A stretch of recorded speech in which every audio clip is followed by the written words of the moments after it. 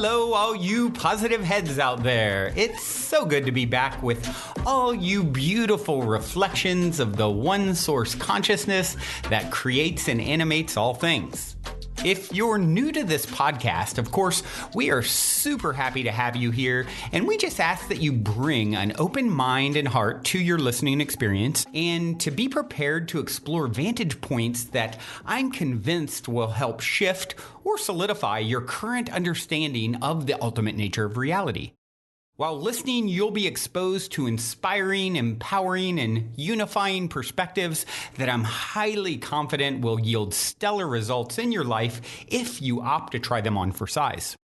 Also, at Optimistic.tv, we have officially begun releasing the first few episodes of our new late-night style, consciousness-elevating video variety talk show, Optimistic, which features live visionary art, soul share interviews, retreat guests here at the Mystic Manor, as well as live musical performances. I'm also super excited to announce that we are currently making plans to release the rest of Season 1 on my personal favorite online streaming service. So stay tuned to Optimistic.tv to follow the unfolding development of this exciting Optimistic expansion, as we'll be posting more info and release dates there soon. And in the meantime, be sure to check out, of course, the first few episodes at Optimistic.tv as well.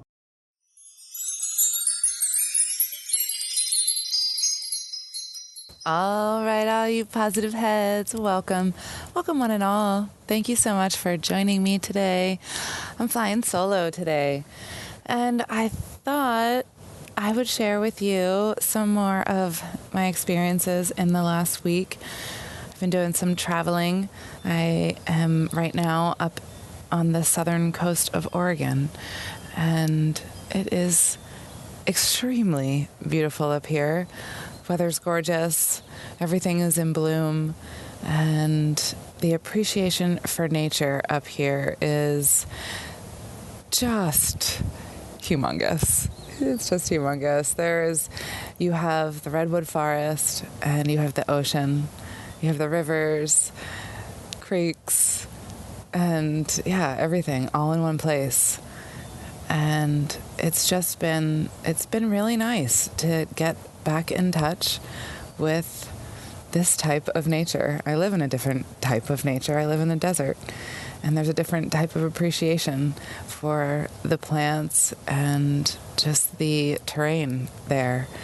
And when you travel and you go to different places and you get to experience all the different ecosystems, it's really, really fun. And also to just notice how everything is so connected and how everything thrives together and communicates together. And it's a good example of how we should all live together. So, one thing that came up while I was here, I had a conversation with a friend, and I don't want to get too much into the details because it's a personal story and I don't have permission to share it, and I didn't ask. But I just want to stay really general because I think it's super relevant to all of us right now. And so my friend called me the other day, and she had something come up and needed some advice. And so basically, she has a childhood wound, a trauma. And most of us can relate to childhood wounds and traumas that we pack away and don't want to take a look at. And lately, this wound has been coming up for her quite a bit. And she's been thinking about it a lot and thinking about the people associated with it. And an opportunity has crossed her path to explore a little bit, explore this. And the first thing that came up was fear, of course. When you're presented with a situation to open up a wound that hurts, it's normal to have some fear surrounding it. And you might not want to go and open up that space or that wound because it's scary, because it hurts.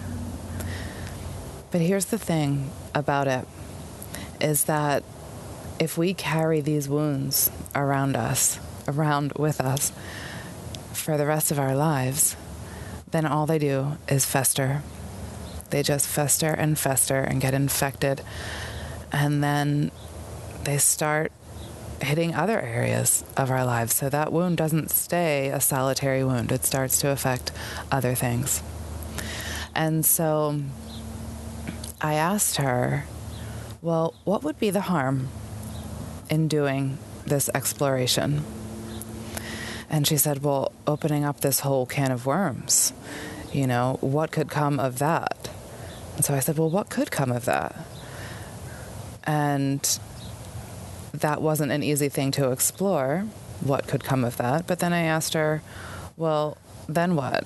What would you do then? Do you have the ability to just walk away? And yes, of course, we all have that ability to just walk away, to shut it off and say no thank you, set your boundary, and be done with it. And what's nice about that is that you at least have the knowing that you tried, and you're not wondering anymore. And that's the thing with her, is that it's just a wonder. She's been wondering and wondering for all this time. And so I asked her to take a deep breath, to put her hand on her heart, and told her, I'm going to ask you a question. And when I ask you this question, I want you to answer with the very first thing that comes to your mind. And then I asked her, what would you like to do? What does your heart say? And at first, she started to say, and I said, no, the very first thing. Because this is what happens, y'all. Our conscious mind comes in, we hear the thought, but then our conscious mind comes in and argues with it and questions it and analyzes it. But we have to ignore that part, because our heart, our higher self, answered the question. And the answer that she heard was, she wants to explore it. She wants to find out. And then she was curious about her motivation. Why do I want to do this? And so we did it again and asked that question. What's the motivation? Why do you want to do this? And the answer she got was curiosity. So wonderful. Good enough.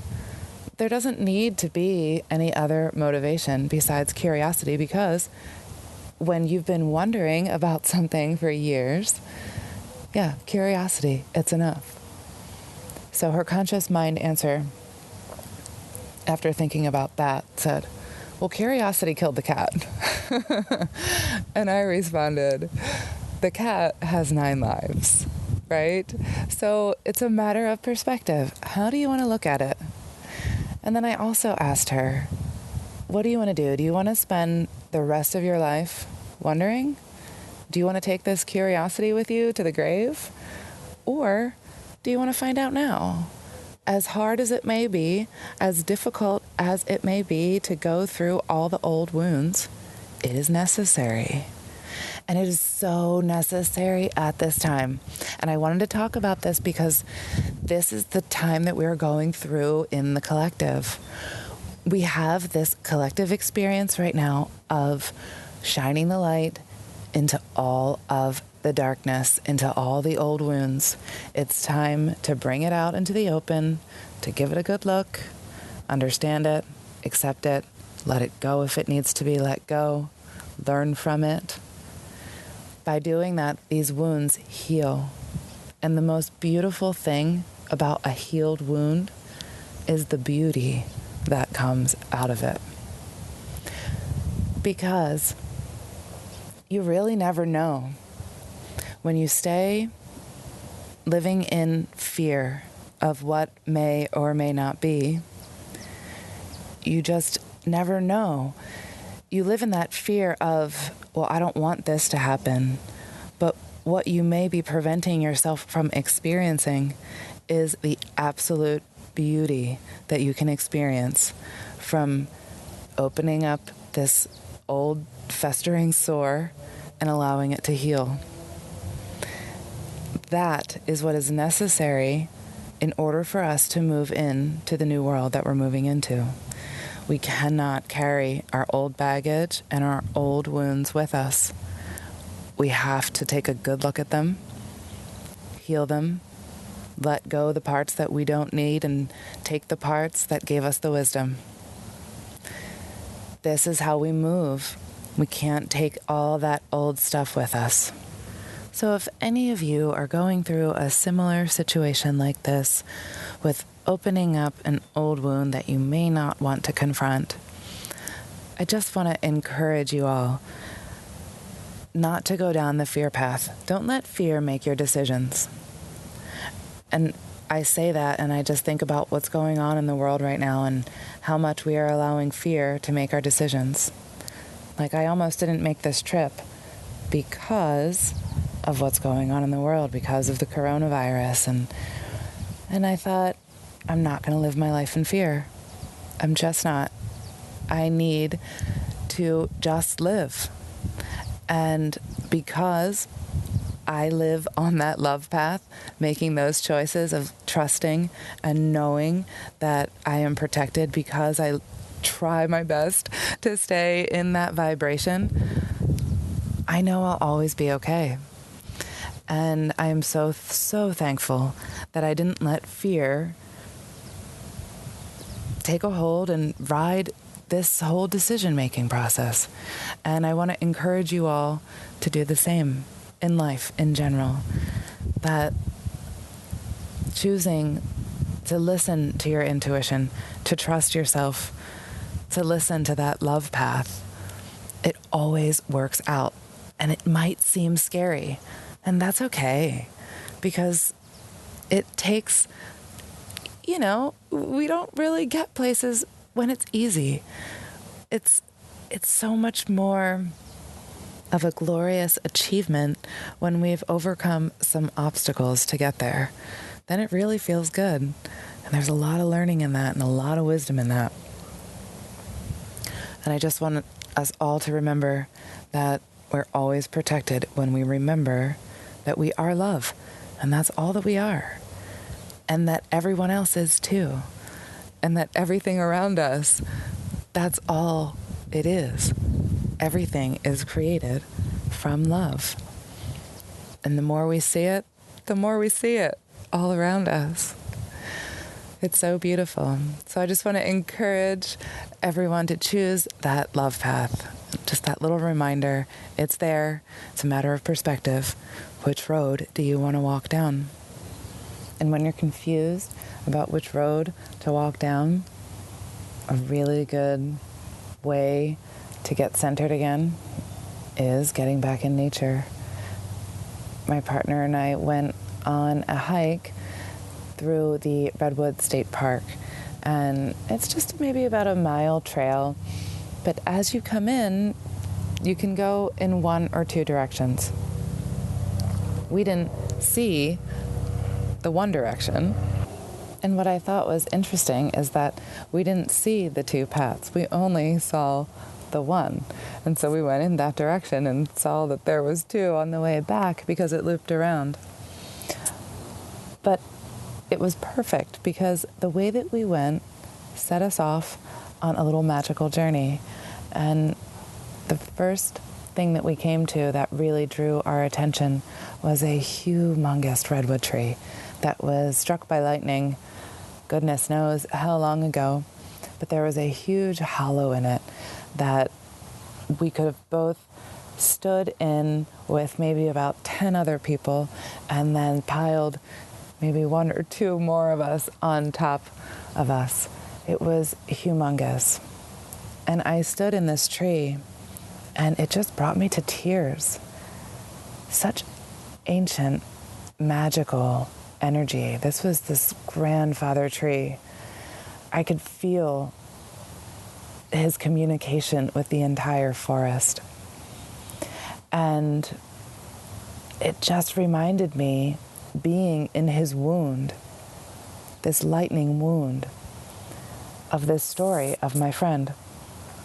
Well, this wound of his didn't seem to bother him one bit. He just kept on growing taller and stronger, and probably became a home for fairies or other creatures. And so that was the blessing. The other blessing is that now all the humans that come into the forest are more likely to interact with him, and he can share his wisdom and his appreciation for our appreciation, which is what brought me to tears. It was just, I could feel the appreciation for us appreciating him. And it was really beautiful, this old grandfather tree. And to see him standing so tall and so strong and still growing after such a huge wound is a really great analogy for us, and how these wounds don't need to tear us down. They don't need to infest us. They don't need to ruin us. They can help us to stand stronger and also provide solace for others. Because we go through things ultimately so that we can help another. To help another who is also going through that very same thing. Because now you understand. When you've been through it, you get it. And so now you can help somebody else. And then it almost feels good, right? I'm glad. It's like, I'm so glad I could help this person. So it's okay that I went through it, because I was able to turn around and then help this person and that person and another person. And so it was worth it. I can stand tall and I can stand strong. Yes, we can. Just like that tree. Get back in nature, everybody. Remember your roots. Look to the trees. Listen to them. See what they have to tell you. They are speaking, I promise. I love you all so, so, so much. I'm going to leave you with a song for today. This is Dea Dova, Grandmother Tree and the Feathered Serpent. Until next time, everyone. Love you all. And if you're feeling the call to come for a week retreat-style Mystic Manor immersion, remember to go now and book your time to speak with me directly about stepping into the optimistic vortex at calendly.com/talk with Brandon while there are still spots left. Otherwise, I look forward to co-creating magic with you at the Mystic Manor.